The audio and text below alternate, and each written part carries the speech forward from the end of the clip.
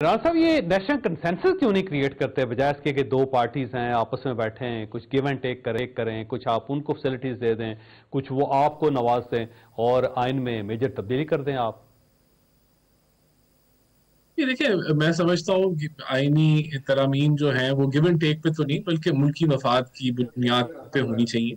और बिल्कुल मैं आपने जो राय दी है उसको मैं समझता हूँ कि यही बेहतर तरीका होगा किसी भी आईनी तरामीम को आगे लेके जाने के लिए। जहाँ आईनी तौर पे तो हमें 2/3 चाहिए, और वो तो चंद जमातें अगर इकट्ठी हो जाएं, मुत्तहिद हो जाएं, तो वो नंबर हमें मिल जाएगा।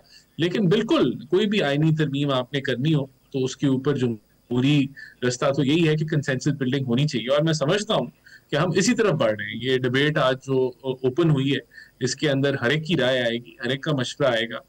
इस पे पार्लियामेंट में भी बात होगी, और जितनी जमातें पार्लियामेंट में भी हैं वो भी इनपुट दे सकती हैं, और जितनी बार है वो भी इनपुट दे सकती हैं। तो ये प्रोसेस ऐसे ही होना चाहिए जैसे आप इसको बता रहे हो, और मैं उम्मीद भी करता हूँ कि ऐसी।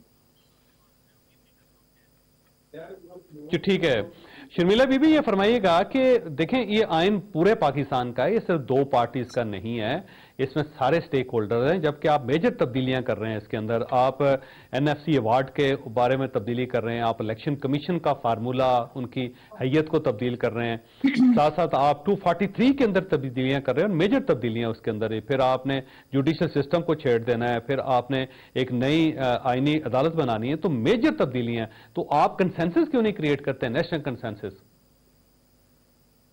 चौधरी साहब, आप बिल्कुल दुरुस्त बात कर रहे हैं। आपको याद होगा कि 26वीं आईनी तरमीम जब आई तो उसमें कोई 50 शिकें थी।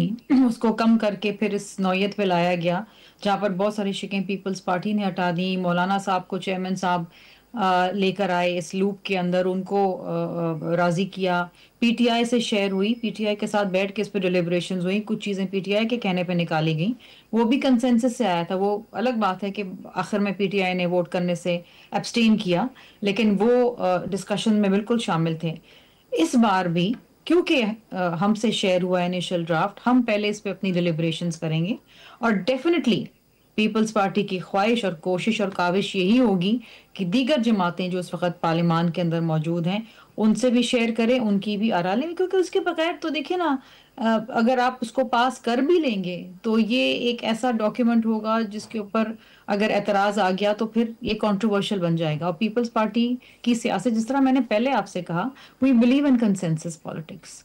और हमें अक्सर ये कहा जाता है कि हम कॉम्प्रोमाइज कर लेते हैं, या मफाहमत के बादशाह आसिफ अली जरदारी साहब को कहा जाता है। वो इसीलिए कहा जाता है कि हम चाहते हैं कि हर किसी की आरा इसमें शामिल हो, हर किसी की ख्वाहिश इसमें शामिल हो, हर किसी का मौकफ इसमें शामिल हो, हर इशू के ऊपर से। तो पीपल्स पार्टी तो अपनी कोशिश जरूर करेगी।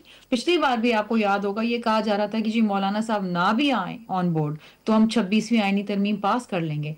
लेकिन बिलावल भुट्टो जरदारी साहब ने कहा कि नहीं, मौलाना साहब को ऑन बोर्ड होना बहुत जरूरी है। और आपको याद होगा कि ये डिले भी हुई 26वीं आईनी तरमीम इस वजह से, क्योंकि मौलाना साहब को राजी करने में वक्त लग रहा था। इस वक्त भी पीपल्स पार्टी यही काम करेगी। और लेकिन पहले हम खुद तो देख लें, खुद तो समझ लें, और खुद तो इस बात पे राजी हो जाएं कि किस हद तक और किन शिकों के ऊपर पीपल्स पार्टी जो है वो इसका एहतराम करेगी और इस पे राजी होगी। ठीक हो गया। मैं दोनों मेहमानों का शुक्रगुजार हूँ। ख्वातीन, यहाँ पे छोटी सी ब्रेक लेनी है, उसके बाद air marshal retired Arshad Malik साहब हमारे साथ होंगे और उनसे जो डिफेंस से रिलेटेड चीज़ें हैं वो उनसे पूछेंगे।